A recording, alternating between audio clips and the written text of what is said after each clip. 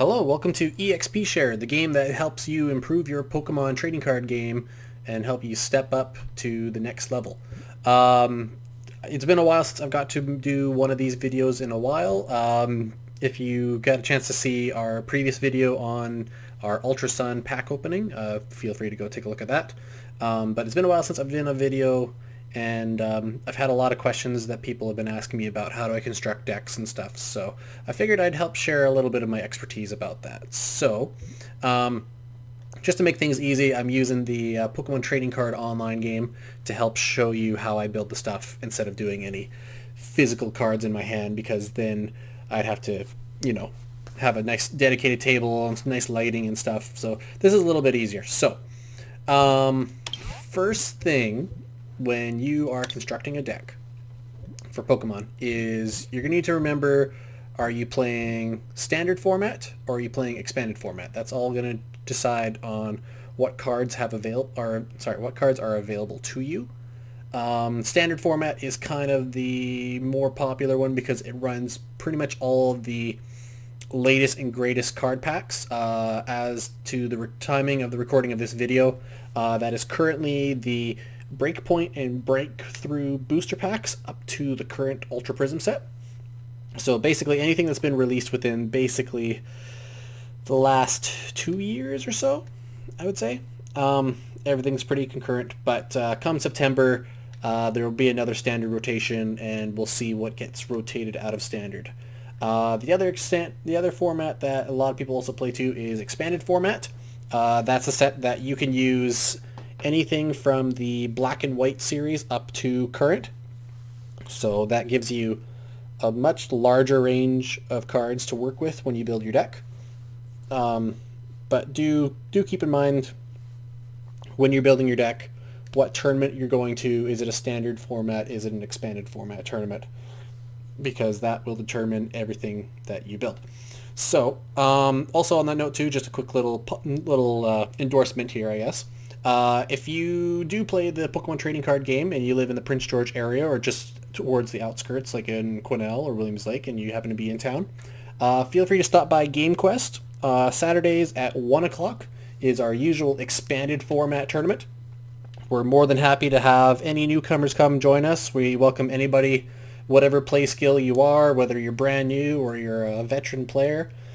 Come down, come participate in the tournament, come trade cards, just come and have some fun. So a lot of good, interesting players and really experienced ones. I've even played against myself, and I have quite a bit of fun time with it. So on that note, let's get to deck building. So the purpose of this here, again, we're going to show you how I go through my deck building here. So let's create ourselves a brand new deck, and for this here, let's build a standard deck. I quite like standard because expanded's got a lot of, I personally feel, has some broken cards in it, but there are ways to get around some of those sets. But I like building in standard, and then usually what I do is try to add a couple cards into it to make it an expanded format deck. But let's start with a standard deck. So when I build my decks, usually what I do is I try to figure out who is my primary attacker, because in Pokemon you need somebody to attack with. There are decks that you can build that are meant to disrupt your opponent, where you actually don't want to take any prizes, but those decks can sometimes be really hard to play, especially for newcomers to the game. So it's, you gotta make sure that you have a solid game plan when it comes to building a deck. So usually what I do is I usually determine who's going to be my primary attacker, and then from there I will build doing maybe a secondary attacker and then utility Pokemon in order to construct my deck so it's nice and thorough, it's nice and efficient, and I don't have any hard times not getting the cards that I need, because sometimes having too many of one card or too many variety of cards can sometimes shut your deck down before you even get started. So one deck that I've kind of built here, so let's do a filter here. So I'm gonna build for you guys here One that I've kind of been working on myself here. I don't know if I'm going to play it for this upcoming weekend here or not, but just maybe. So hopefully I'm not giving my my deck strategy away before this upcoming weekend. So I'm going to just build a Eevee deck. More specifically, I'm going to build a Glaceon deck. So in order to build that, though, I'm obviously going to need some Eevees. So if you use the Pokemon trading card online game, this works really well because all the Pokemon are sorted by alphabetical order, and you can even search the ones that you want. So we want Eevee. Alright, so those are the 4 Eevees we have available to us right now for the standard format. The one that we obviously want is Energy Evolution Eevee. This is the best Eevee you can have pretty much in the entire game because its ability, Energy Evolution, works as when you attach a basic energy card from your hand to this Pokemon during your turn, you may search your deck for a card that evolves from this Pokemon that is the same type as the energy card that you played. So, to translate, that means that if you attach a Fairy energy to Eevee, you get to search the deck and grab a Fairy-type Pokemon that Eevee would evolve into. So, that would be Sylveon. If you attach a Grass energy, you could go and search for Leafeon. If you attach a Fire energy, you could attach for Flareon, and I'm pretty sure you get the rest of what I'm talking about here. So this one here, since we're building a Glaceon deck, and Glaceon is a water type in the trading card game, we're going to use water energies. So as soon as we attach a water energy onto Eevee, it's going to allow us to immediately evolve straight into Glaceon. So we're going to want 4 Eevees. So 1, 2, 3, and 4. Okay. So now that we got the Eevees, we need the Glaceons. So again, I'm going to go into our filters here. Now that I'm done with the colorless, I'm going to go to water type. Alright, so I got a lot of water type to select from here, but to make it easier, we're just going to type in Glace, and that should bring us straight to our Glaceons. So you can see here I have Glaceon EX, but this is not a evolution card. We want Glaceon GX, which is from the newer series. One of my favorites, actually. Works really well against some certain decks. So, Glaceon GX, so let's put the 3 that I have available in there, and just to give you a chance, we'll let you see what the ability is. Glaceon evolves directly from Eevee. Again, that's why we use the Energy Evolution, so we go straight into Glaceon GX. Glaceon's GX ability is Freezing Gaze. As long as this Pokemon is your active Pokemon, your opponent's Pokemon GX and Pokemon EX in play, in their hand and in their discard pile, have no abilities except for Freezing Gaze. So what that means is, as long as Glaceon is your active Pokemon, any Pokemon that has an ability built into it that is a Pokemon GX or a Pokemon EX, such as Tapu Lele GX, or Execute Propagation, sorry, not Execute Propagation, he's a standard Pokemon, Pokemon GX and EX, so Zoroark GX, Tapu Lele GX, any EX Pokemon that have abilities such as Hoopa.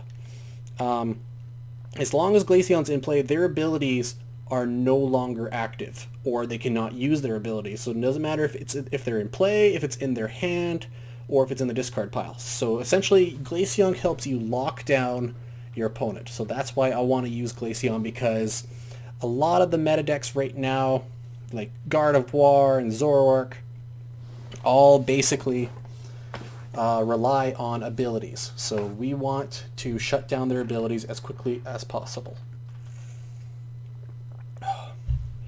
The other attacks here that Glaceon has available to her is Frost Bullet. It does 90 damage to the opponent's active Pokemon.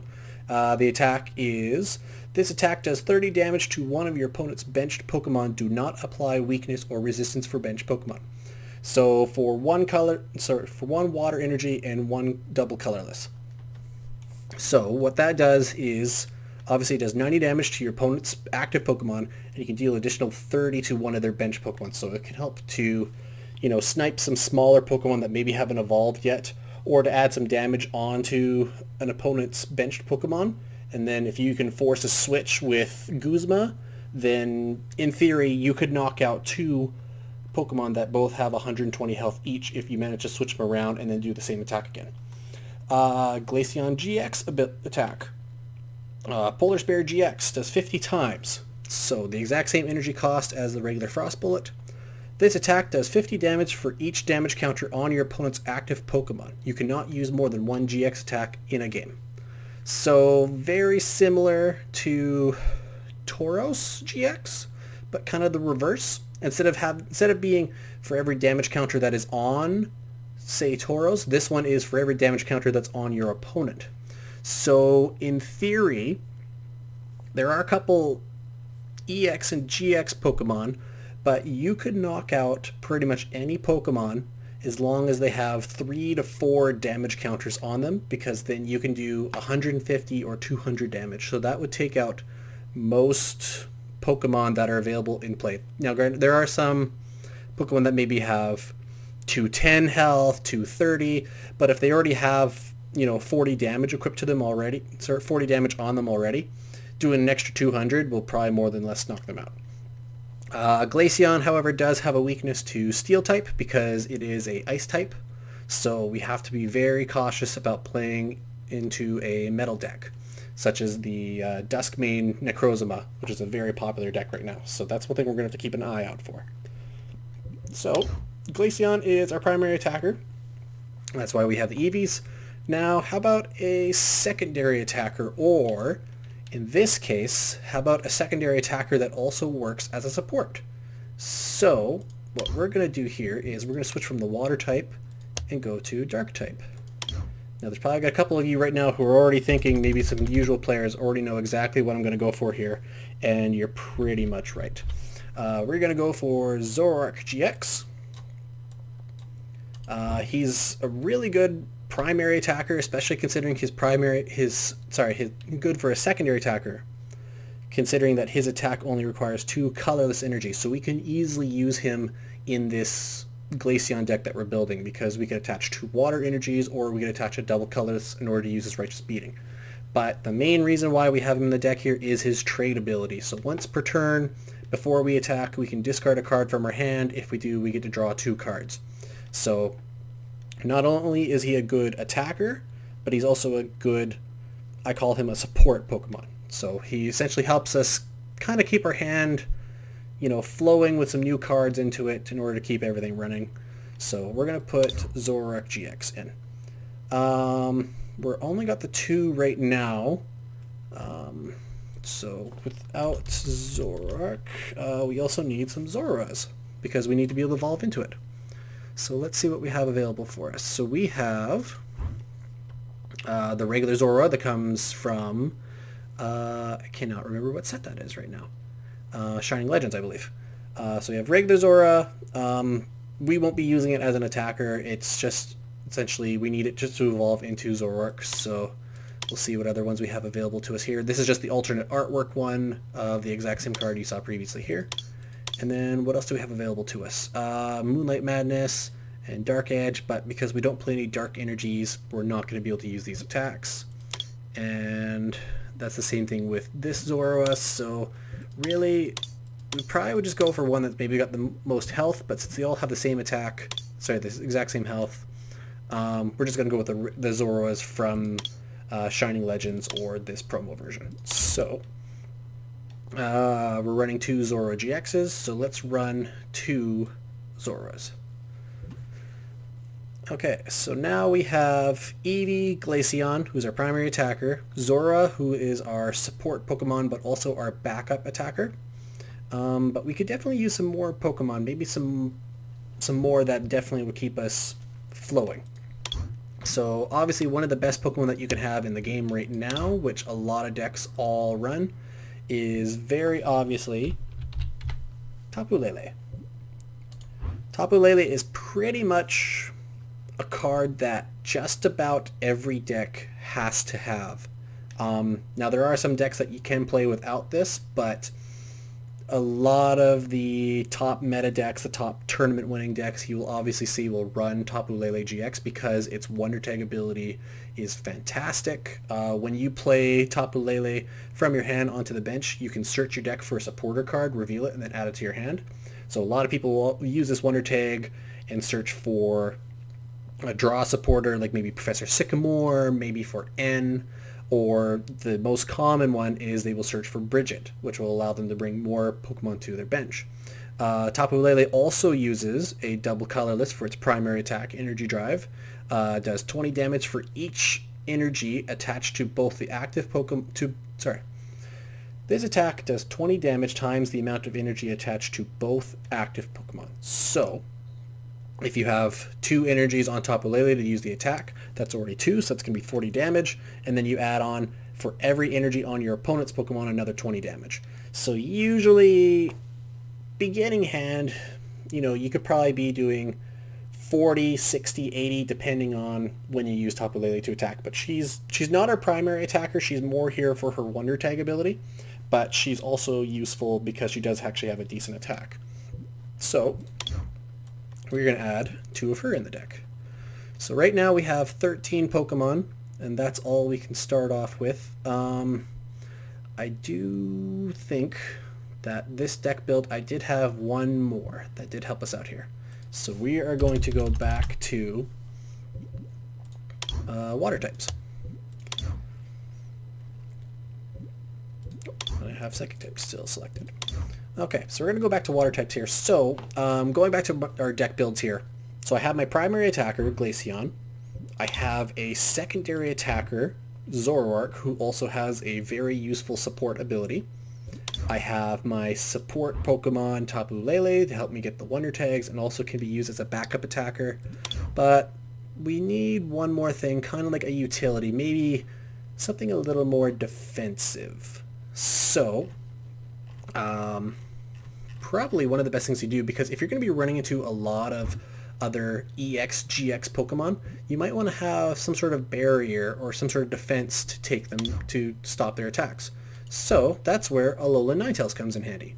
Alolan Ninetales' Luminous Barrier prevent the effects of all attacks, including damage done to this Pokemon by your opponent's Pokemon GX or Pokemon EX. So I'm going to put this in the deck because it works really good as a barrier against other decks that use Pokemon GX and EX. This ability, however, though, will not prevent any damage done by regular Pokemon. So that's the one thing we have to keep in mind, is if we run into a deck that runs nothing but regular Pokemon, this ability is not really going to be that useful. So let's put 2 of those in the deck, and then obviously we're going to need a Vulpix.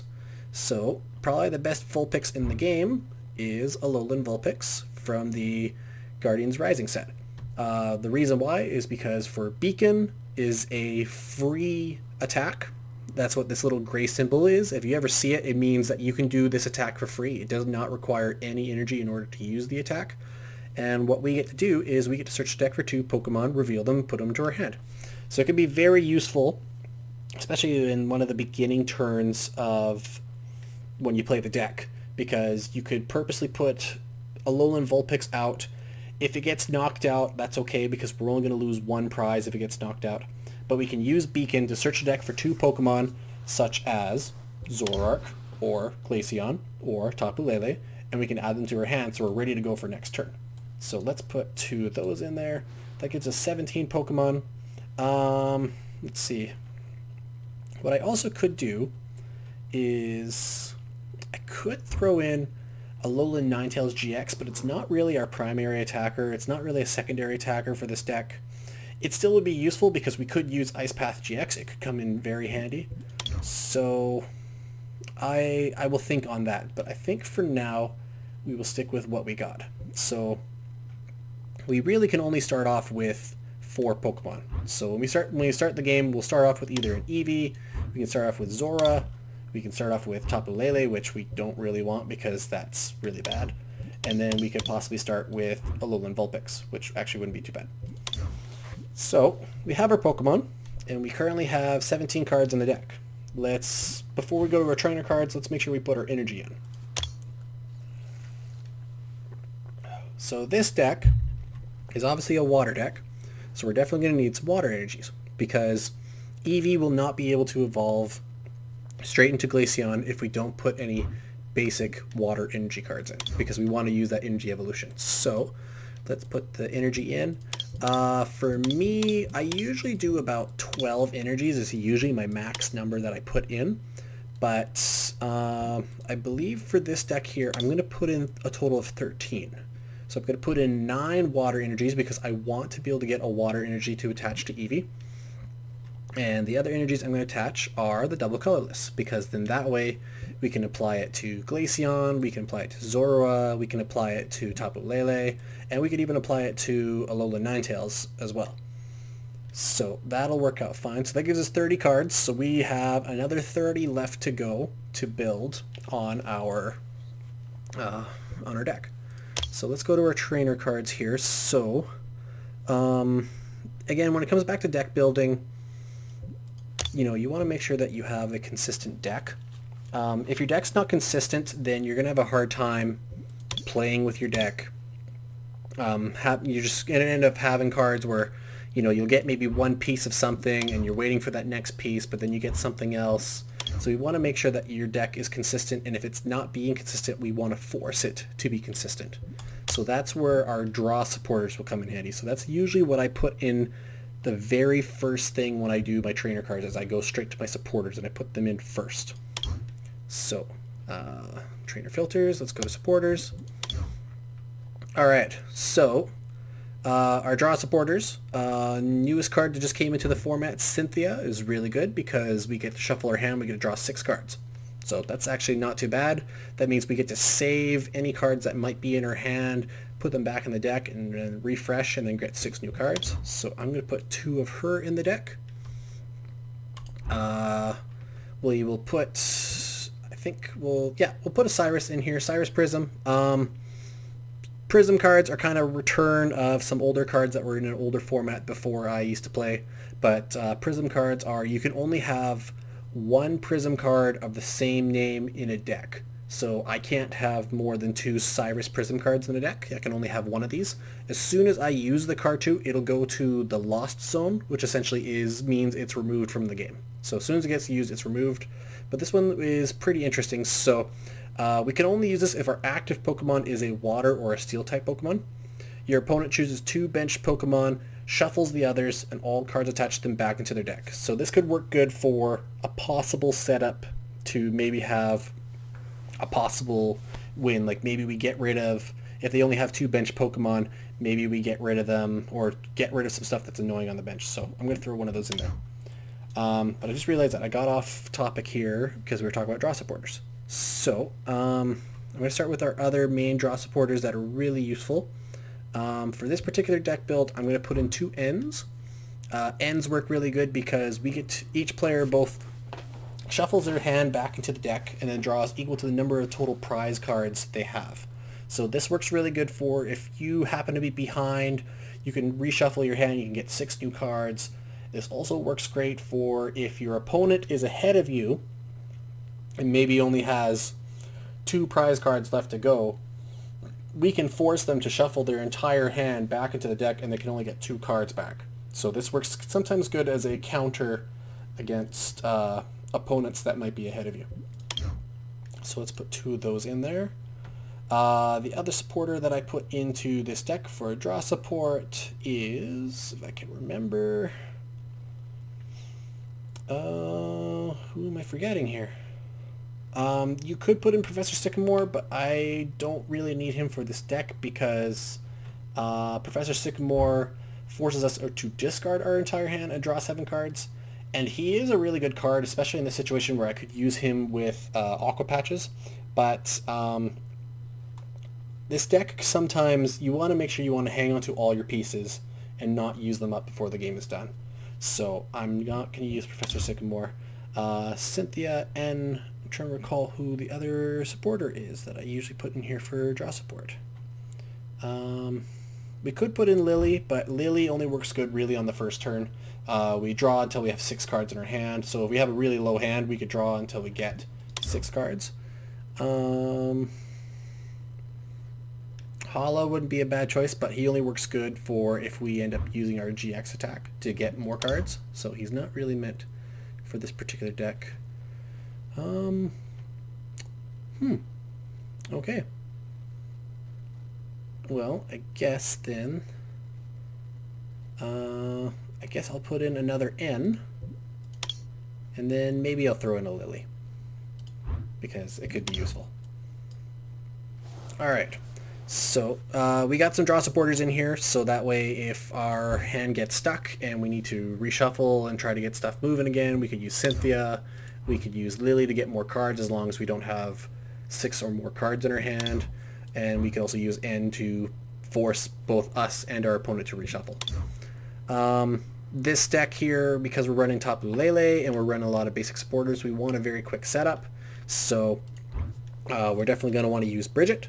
Bridget is pretty much a card that almost every meta deck is using right now. It helps you do a very fast setup here. A lot of people are complaining that maybe they need to change the wording on it because, in theory, because this card was made before they introduced GX Pokemon, so GX Pokemon would fall under this basic Pokemon category. But what Bridget does is you get to search the deck for 1 basic Pokemon EX or 3 basic Pokemon except for Pokemon EX, and put them onto your bench. Shuffle your deck afterwards. So what that helps you do is, for us in this situation, for our deck, is that lets us search the deck for our Vulpixes, our Eevees, our Zoras, and we get to put them on the bench immediately, so the next turn we can start evolving and start using our Pokemon. So I usually like to do 2 Bridgets.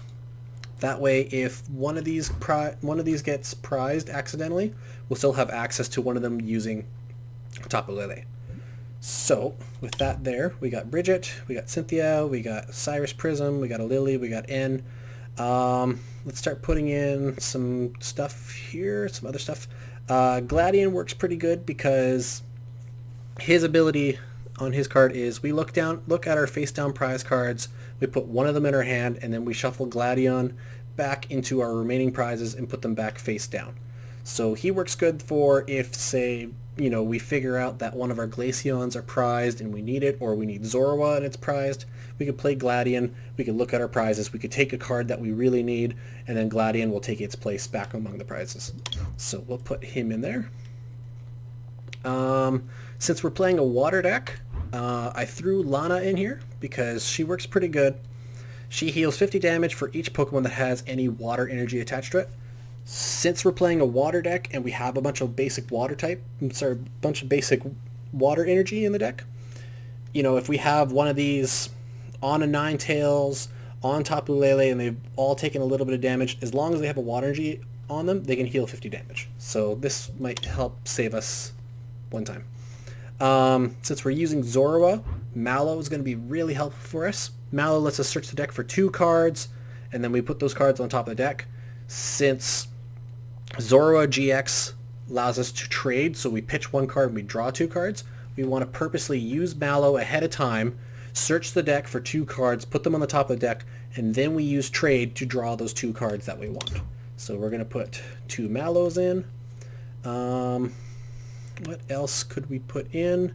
I do like putting a Acerola in because she works really good for taking one of our Pokemon that has any damage counters on it and all cards attached to it back into our hand. So it works good for saving a Pokemon if it's about to die and we don't want to lose the pieces.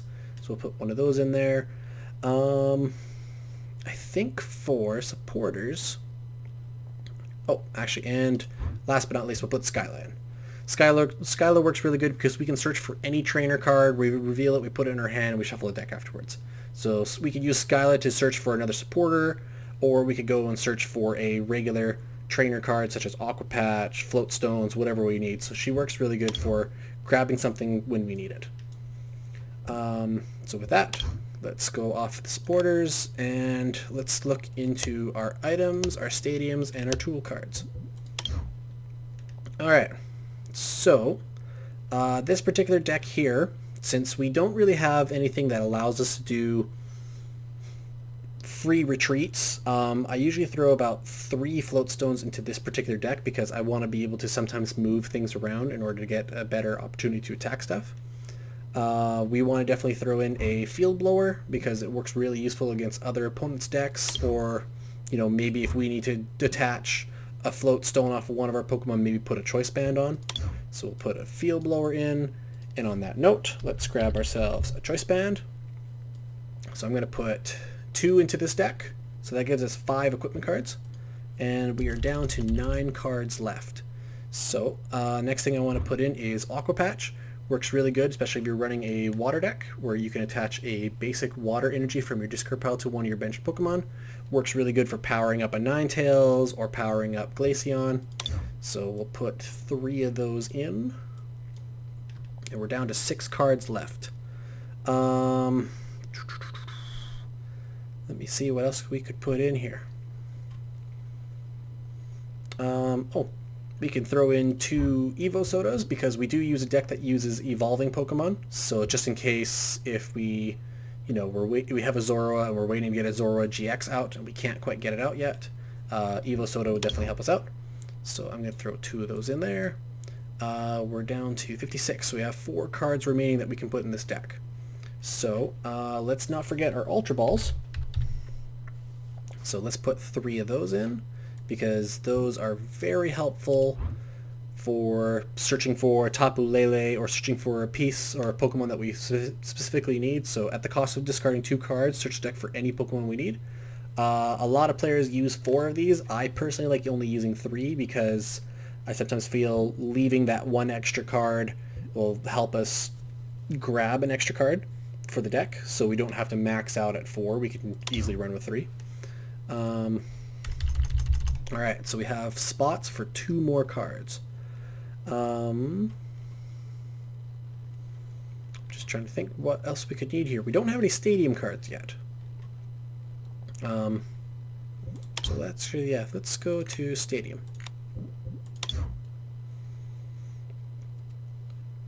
So we're running a water deck, in which really the only major water stadium cards that are in play right now for standard format is Brooklet Hill, which would let us search for any basic water Pokemon, but the only basic water Pokemon we have in the entire deck is just Alolan Vulpix, so this isn't really going to helpful because this would also help our opponent because they could grab a basic fighting Pokemon or a basic water Pokemon, so we don't want to give them that advantage. Oh, that is right. We also could put in Parallel City, but this will hinder us a bit because we could force our opponent to have they can only have up to 3 benched Pokemon. But if this card is facing, this side to our opponent, this side of the card faces us, which forces us to have any of our grass, fire, or water type Pokemon, their attacks are reduced by 20 damage, and we don't want that. So that's not really helpful to us. So what I elected to put in here is, because we primarily use a deck that has almost pure evolution cards, I decided to put in Mount Lanakila, because that'll force our opponent's basic Pokemon to have 1 more retreat cost. It's really the only thing I can think of right now that would really help. I don't want to put Potown in because I do like Potown, but since we're using a deck that evolves a lot of Pokemon, we don't want to force us to put damage on any of our Pokemon that evolve. So this is more good for a deck that if you run nothing but straight basic Pokemon that you'd want to run it. So let's put 2 Mount Lanakilas in, and that gives us an even 60. So with that there, let's do a little review and see what we have. So the deck that we just built here, again, following the steps how I build stuff, is we have our primary attacker, which is Glaceon. We have a backup attacker, Zoroark, that also works as a great support Pokemon because of its trait ability. Tapu Lele is more of a utility card or a supporter Pokemon I should say, but it also has a useful attack, so it could be used as a backup attacker. And then more of a utility for defense, we have Alolan Ninetales, the Luminous Barrier, to prevent any attacks done by opponents' Pokemon GX or EX. So overall, should be not too bad. Going back over the cards, we have our basic water energy cards that we will need to use with Eevee's Energy Evolution, so that way as soon as we attach a water energy onto Eevee, we can immediately evolve straight into a Glaceon. What else do we got here? Our supporters, we make sure we have our draw supporters, so we have Cynthia, we have a Lily, we have 3 Ns, and then we have a couple other utility supporter cards that'll help us out. So we have Bridget, That'll help us get set up right away. We have Cyrus Prism, which is kind of a new card. This is kind of a one-off card, but sometimes you can be in a situation where this will pay off, so that's why I have it in the deck. We have Lana, which will help us heal all of our water Pokemon. Sorry, any of our Pokemon that has water energy attached to it to heal some damage. It's never a bad idea to have some sort of healing, which is kind of also why we have Acerola, because even though we are taking one of our Pokemon away completely, we're at least saving it and not losing it. Another utility, Skyla, lets us grab any trainer card we want, such as our Aqua Patches, our Evo Sodas, our Field Blower, our Ultra Ball, or our Stadium card. We got the Float Stones, we got 3 of those in here, and as an extra equipment we have the Choice Band, because it works really good against a opponent's EX or GX Pokemon, because we can deal them 30 more damage. Yeah, and then with that we should be pretty consistent, because we have a lot of cards that work well with each other. So that's actually another thing that I think I may have mentioned at the beginning of this video, but I just want to kind of remind that make sure your deck is, don't have a card in the deck that only works with one thing. I know I kind of saying that right now because I do have Mallow that really only works with Zoroark, but that's because Zoroark ability works really good, so that just helps us grab whatever cards we need. So in combination with those two, it essentially allows us to grab whatever cards we want. So that's why that's in here. The only one that's kind of a maybe right now is the Mount Lanakila, because we don't really have any Stadium cards that really support our water type Pokemon or our Pokemon in general, because we had Brooklet Hill, which would let us get any basic water or basic fighting Pokemon put on our bench, but again, that only helps us to grab a Alolan Vulpix. So with that, we have a fully constructed deck. We have exactly 60 cards. If you're building a physical deck in real life to go to a tournament stuff, always count your cards. Always make sure you have 60 cards, because you have to have 60 cards. You can't have anything under it. You can't have anything over it. You have to have exactly 60, and you can only have 4 of the same card in a deck unless otherwise stated, such as with Cyrus Prism, that we're only allowed to have 1 of these in our deck. So with that there, let us save this deck. When you play the Pokemon online, when you save the deck, you also get your choice of what coin, what deck box and sleeves you are going to do, and what you're going to name it. So let's see here. Let's go with... I don't really want to give our deck away by the coin flip, so we'll just use this Silver Pikachu. Deck box, let's go with something nice, something blue. So we'll go with the Dawn Wings Necrozma deck box. And let's go with the 20th anniversary sleeves. And this deck we will call simple Glaceon Zoroark GX.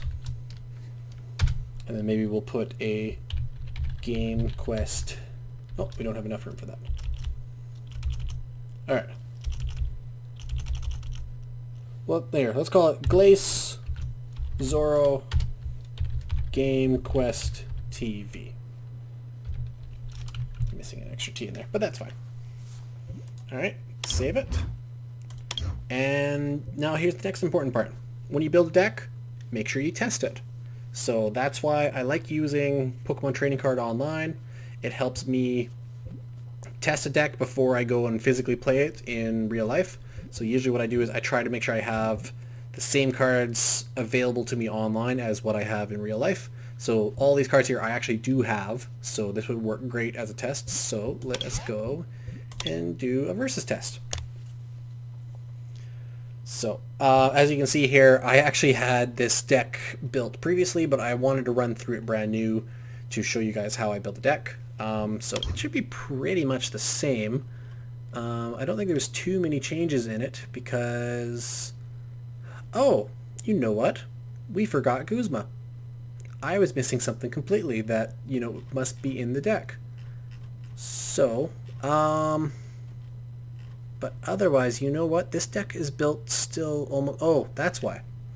I don't have Evo Sotos, but I do have the Guzmas. So, but this deck is pretty much built almost exactly the same as what we just built. So let us actually use... Actually, no. Let's go with the one that we built, because maybe it'll run better than this one. So, we'll see. But I didn't put any Guzmas in, so maybe let's quickly go back. And I'm just going to quickly do some quick change here. And Guzma is definitely needed for the format.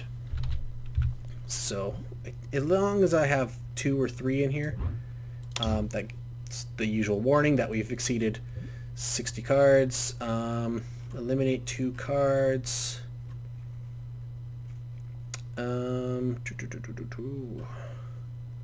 Let's eliminate Lily. Let's get rid of this extra double colorless. That goes back to 60 again. And we're at 2 Guzmas. 3 ends. That should work. Alright, so let's resave this. Save. Alright, now we can go to the test.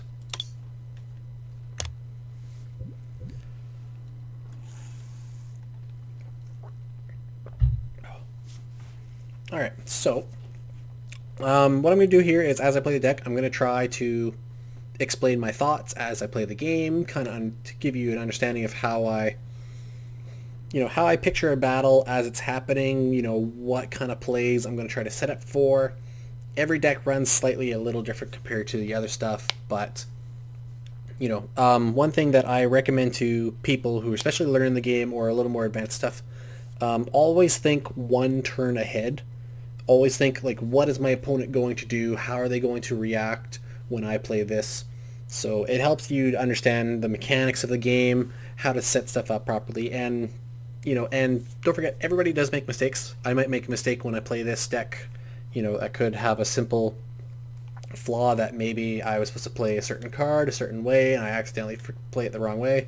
That's life. So there's no guarantee that this deck is going to be an instant win, but that's why we build, and that's why we test decks. So let's give it a play.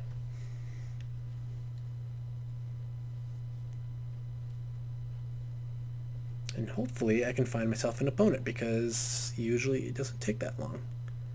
It's usually pretty quick. There we go. Alright. So, we are fighting a Steel, Psychic, Dark, and Dragon type deck. Interesting. Alright, let's call Tails. We lost. Okay. Which kind of sucks, because we do kind of want to go first, but we can live with that. So, Chep XY. Good luck to you, buddy. Alright, so for us starters, we have Zoroark, will be our starter Pokemon, which actually works pretty well. I rather would have had Vulpix, but we can live with that. We are not going to put Tapu Lele on the bench, because if we do, we can't use its Wonder Tag ability, so we're going to hang on to it in our hand. Surprise, surprise, he's also playing Zoroark. So, he is most likely playing Dialga, now that I think about it, because he had a Dragon type in there, so he's probably playing a Metal Dialga deck, which means we're going to have to be cautious when we play with Glaceon, because Glaceon is weak to Metal. So let's see what happens here. So he's using Bridget, which allows him to search the deck for 3 basic Pokemon or 1 basic EX Pokemon, put him immediately on his bench. So he has gone for Zora, he has gone for Magnemite, and he has gone for Duskmane Necrozma, which is a very, very strong, very good deck, and is definitely going to be a little bit of a fight for us because we're kind of weak to it. So we'll see what happens here. Alright, so he attaches energy and he's not allowed to attack, so it's our turn. So the first thing I'm going to do is I'm going to use Tapu Lele to use Wonder Tag. It's going to let us search the deck for a supporter card, which we definitely want to do. This also gives us a quick chance to quickly have a peek to see what we have available to us in our deck. I can't spend too long looking, so I do see that we are missing a Zoroark GX, but it's in my hand, so we're not actually missing it. So I'm going to grab Bridget to do kind of the same thing that he did on his turn.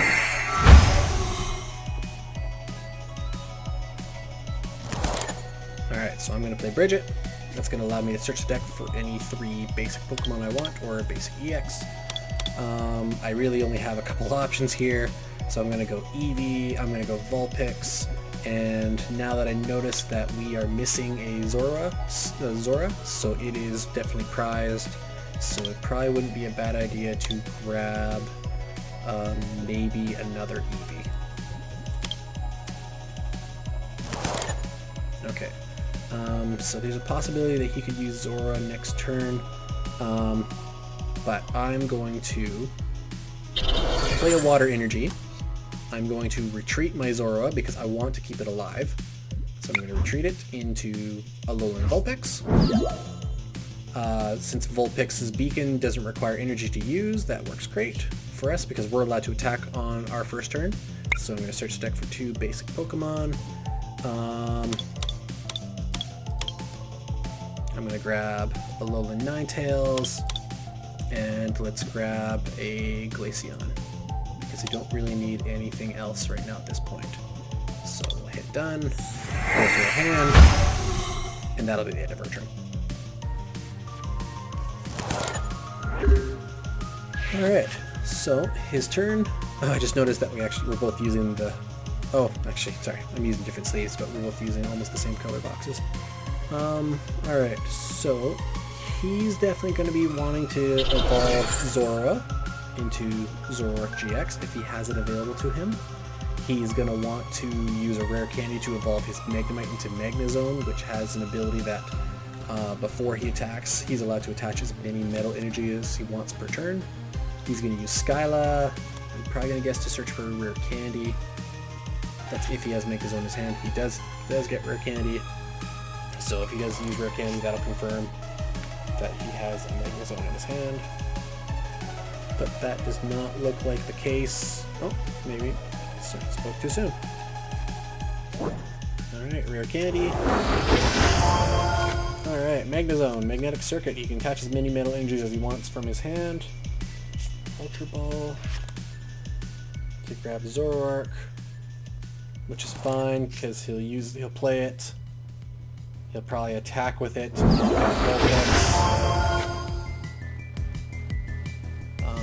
But he has no more cards in his hand, so he can't use the trade ability. So, which is fine. The only thing that sucks though is that now we can't use Alolan Ninetales because we just lost our Vulpix. So maybe I should have grabbed another Vulpix. Alright, so the only ones I can really put out into play is I could put Glaceon out, but it's not going to be able to attack, an Eevee, or I could put Zora out, but what are the chances of me getting an energy in time? We'll have to see.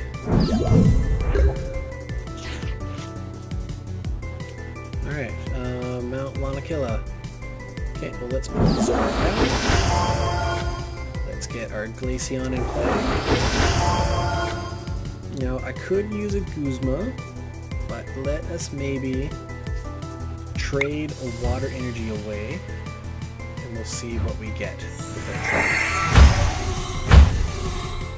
Got another Zora, and we got Vulpix back, so that's not bad. So let's put Vulpix down. I was hoping to get maybe a double colorless so I could use it to attack with, but let's force him into a bad situation here. So let's put Mount Lanakila out. And then I'm going to use Guzma to force us to change our Pokemon around. So I'm going to force him to put his Magnezone out, and I'm going to put Glaceon out, which will now lock out his trade ability. With that, I can still attach energy for the turn, so let's put it on to Glaceon to get it powered up, ready for its Frost Bullet.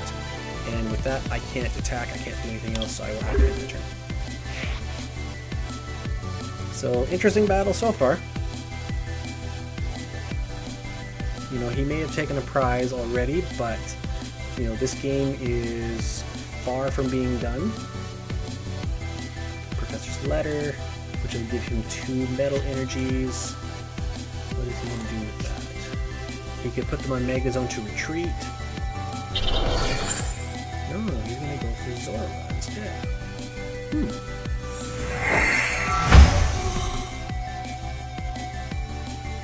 I would have personally went onto Magnezone to retreat, into Zoroark. Oh, okay, he did have another metal energy in his hand. Ah, sneaky, sneaky.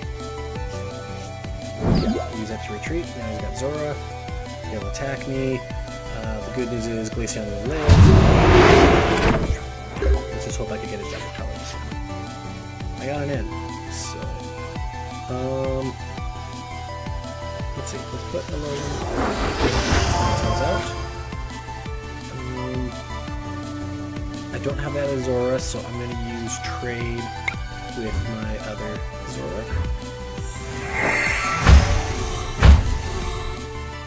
Got an Aqua Patch, so that's something.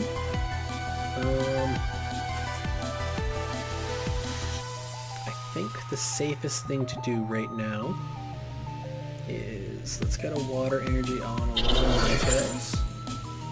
I'm going to use Aqua Patch to put one of the water energies onto all of the Ninetales. And then I'm going to use Acerola to force Glaceon to come back to my hand, which will allow me to promote a Pokemon up. So I'm going to promote a Alolan Ninetales, because now Alolan Ninetales cannot take any damage from the Zoroark. And then, since I still have Glaceon, I can evolve this Glaceon. And I will put Eevee down. And that is it for me, so I'm in my turn there. So even though I'm in a disadvantage here against this deck, as you can see here, this is why I try to think about having primary attackers, secondary attackers, and some support cards of some form, because now, since he's primarily using his Zoroark GX to do the attacking with, that's why I put this Luminous Barrier in front of me, so that way I can't take any damage from it, and I can't take any damage from the Duskmane and Crozamon, even though he is getting some metal energies back because of Mount Cornet. He's going to trade one of the metal energies away to get 2 more cards.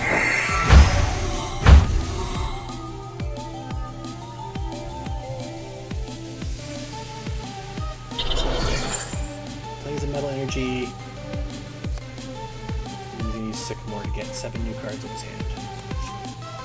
He loses another Mount Cornet. Okay, so that's good to know, because now we know that there 2 Mount Cornets have been used. He probably has at least 1 more in his deck, if not 2. So if I get Field Blower, I can probably break his deck. Dashing Pouch. Okay, so if he decides to retreat his Pokemon, his cards go into his hand instead of his discard pile, which is what he's going to do. Into Magnezone.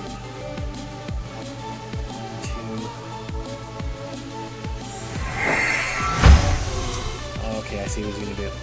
If he's got 4 energies, he's going to attach them with his Magnezone to use Magnezone to use Zap Cannon against the Ninetales. Just looks like what he's going to do. Because Magnezone would be the only one who's allowed to attack, and that's why he did that. Which is going to knock out Ninetales, which is not good for me, because now I'm behind. Oh, he's going to Ultra Ball. Probably for Zoroark. Because he already used Professor Sycamore, so there's no point for him to use Tapu Lele. There's Zoroark. He'll play it, and then we can use Trade.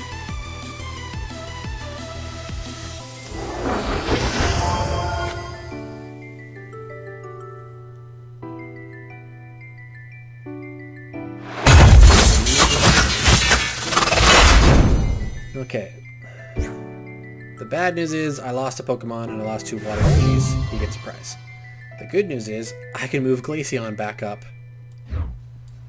and lock out his abilities, and his Magnezone's not allowed to use Zap Cannon this turn. So this should hopefully give me some quick time to set up something here. So I'm going to put Footstone on Glaceon, allow me to retreat for free.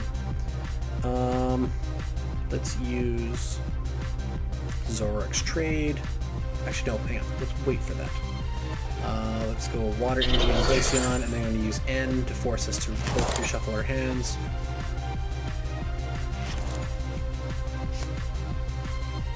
Okay. Shame I can't use Gladion or Mallow yet. I can use Evo Soda, though. I can grab myself a Glaceon.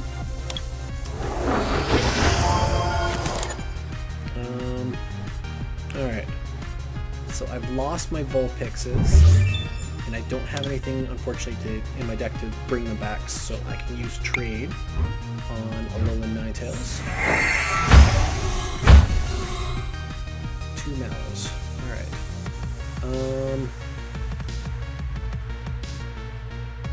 He doesn't have the dash pouch anymore, and he's not allowed to use Zap Cannon during his next turn, so if I'm lucky and he doesn't get any more metal injuries, I hopefully could get Glaceon to live for another turn. We'll have to see. I could always put Eevee out as a sacrifice, but I'm going to risk it and end my turn, because I'd rather keep his abilities locked up.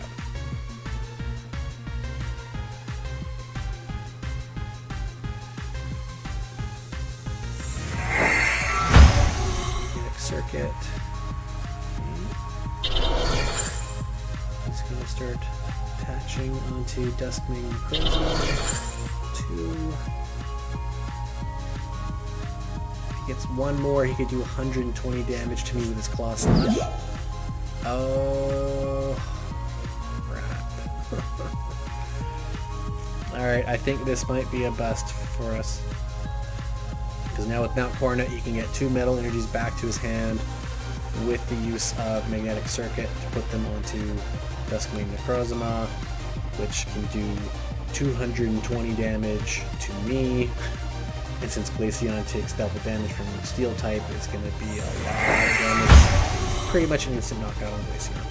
So, which sucks, but that's all part of the game. So.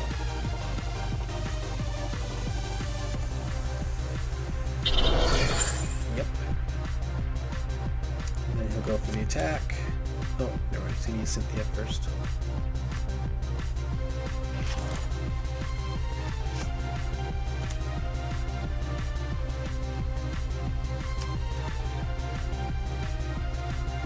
Pretty nice deck build he's got there.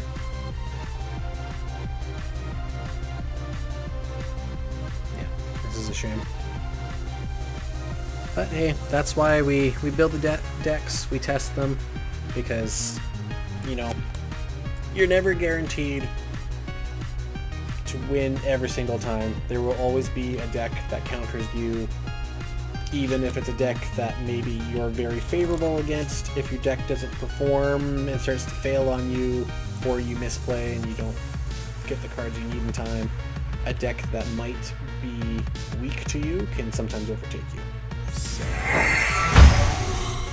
just to add more fuel to the fire here.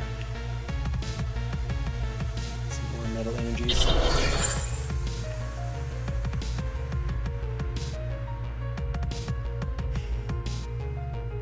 I feel like just yelling at the screen, just hurry up, just make it end already.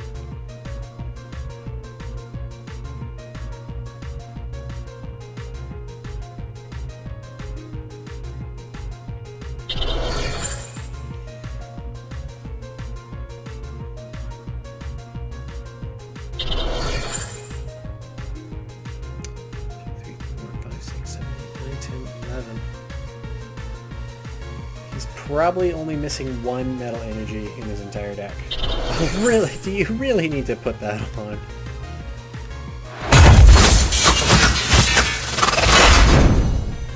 Yep.